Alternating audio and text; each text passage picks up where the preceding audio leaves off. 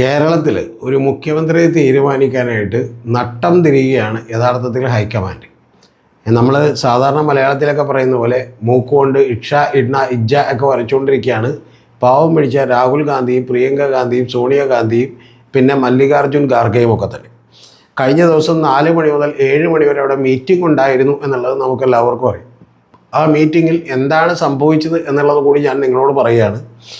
എന്താണ് സംഭവിച്ചതെന്ന് ചോദിച്ചിട്ടുണ്ടെങ്കിൽ ആ മീറ്റിങ്ങിലേക്ക് എത്തിയിട്ടുള്ള രാഹുൽ ഗാന്ധി അങ്ങേയറ്റം കോപാകുലനായിരുന്നു. അദ്ദേഹം ഈ 3 നേതാക്കളെയും കഴിയുന്നത്ര ചീത്ത വിളിച്ചു എന്നുള്ളതാണ് യാഥാർത്ഥ്യം. അതിൽ കുറച്ച് ചീത്ത കേട്ടത് രമേശ് ചെന്നിത്തലക്കാണ്. കാരണം രമേശ് ചെന്നിത്തല ഇത്തരം ഫ്ലക്സ് യുദ്ധത്തിന് തൽക്കാലം നിന്നില്ല. പകരം ബാക്കിയുള്ള ആളുകളൊക്കെ തന്നെ, അതായത് പ്രത്യേകിച്ചും വി ഡി സതീശനാണ്. വി ഡി സതീശൻ്റെ പേരിൽ വലിയ ഫ്ലക്സുകളൊക്കെ തന്നെ കേരളം മുഴുവനൊക്കെയും ആ ഫ്ലക്സുകൾക്കൊക്കെ തന്നെ ഒരേ ടൈറ്റിൽ ഉണ്ടാവുകയും പട നയിച്ചവൻ നാട് ഭരിക്കും എന്ന് പറയുന്ന ടൈറ്റിലൊക്കെ ഉണ്ടാക്കുകയും അപ്പോൾ അതൊക്കെ തന്നെ ഏതെങ്കിലും ഏജൻസി എഴുതി കൊടുത്താണെന്നൊന്നും മനസ്സിലാക്കാൻ PR ഏജൻസികൾ എഴുതി കൊടുക്കുന്ന കൃത്യം നെഗറ്റീവാണെന്നും എല്ലായിടത്തും ഒരേപോലെയുള്ള ഫ്ലക്സുകളും ഒരേപോലെയുള്ള ബോർഡുകളും ഒക്കെ ഉണ്ടാക്കുന്നത് ഇവിടെ എറണാകുളത്ത് നിന്ന് കൃത്യമായിട്ട് അയച്ചു കൊടുക്കുന്നതാണെന്നും ഇറക്കി കൊടുക്കുന്നതാണെന്നും മനസ്സിലാക്കാൻ കോൺഗ്രസിനോ അല്ലെങ്കിൽ ഹൈക്കമാൻഡിനോ ഒന്നും എന്ത് ചെയ്യേണ്ട ആവശ്യമില്ല.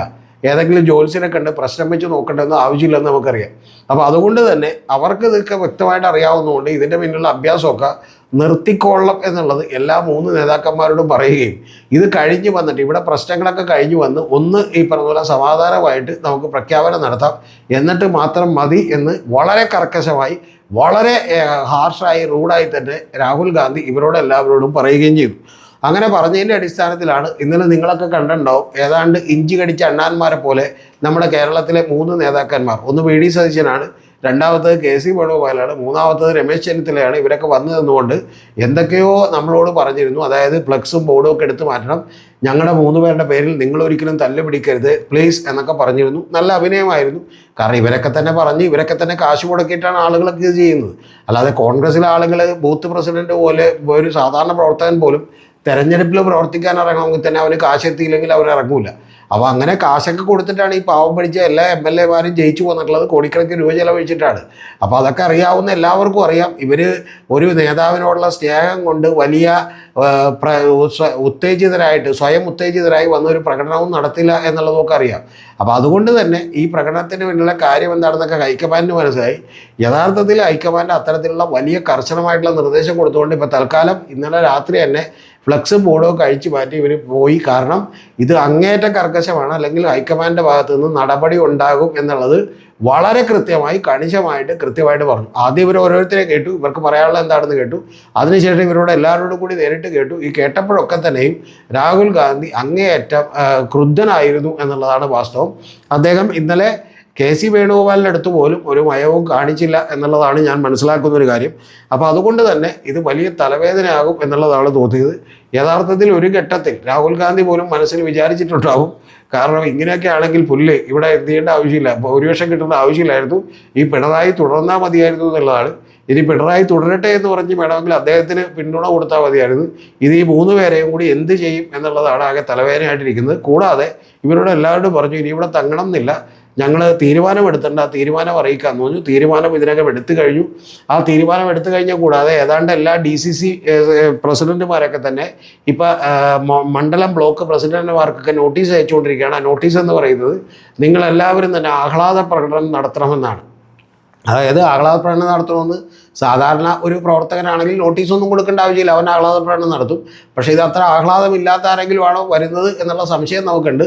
എന്താണെങ്കിലും വരുന്നത് KC വേണുഗോപാലാണെന്നറിയാം. അപ്പോൾ അതുകൊണ്ട് തന്നെ ഈ വി ഡി സതീശൻ ഉണ്ടായിട്ടുള്ള പുകലൊക്കെ കണ്ടിട്ട് ഇനി എന്തെങ്കിലും നെഗറ്റീവ് സംഭവം ഉണ്ടായാലോ എന്നുള്ള തോന്നലുണ്ട്.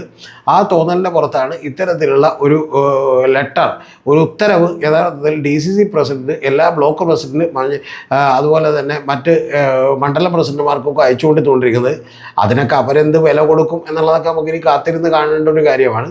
പിന്നെ കൂടാതെ KC ഗ്രൂപ്പ് അതിശക്തമായിരിക്കുന്നു. അവർ ഏതാണ്ട് ആഘോഷത്തിനുള്ള ഒരുക്കങ്ങളൊക്കെ തന്നെ വളരെ തകൃതിയായി തുടങ്ങിയിരിക്കുന്നു എന്നുള്ളതാണ്.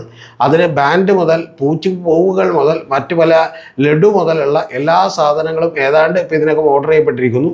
തിങ്കളാഴ്ചയോ ചൊവ്വാഴ്ചയോ ബുധനാഴ്ചയോ മാക്സിമം എന്നുണ്ടെങ്കിൽ അതിനകം ഈ പ്രഖ്യാപനം ഉണ്ടാകും എന്നുള്ളതാണ്. കേരളത്തിലെ സ്ഥിതിഗതികൾ ഒന്ന് ശാന്തമാകുന്നത് കൂടി നോക്കിയിട്ടായിരിക്കും ഒരു അമിക്കബിൾ ഫോർമുല ഉണ്ടാക്കേണ്ട. ആ ഫോർമുല അനുസരിച്ച് ഇവിടെ മുഖ്യമന്ത്രി സ്ഥാനാർത്ഥിയെ പ്രഖ്യാപിക്കുക എന്നുള്ളതാണ്.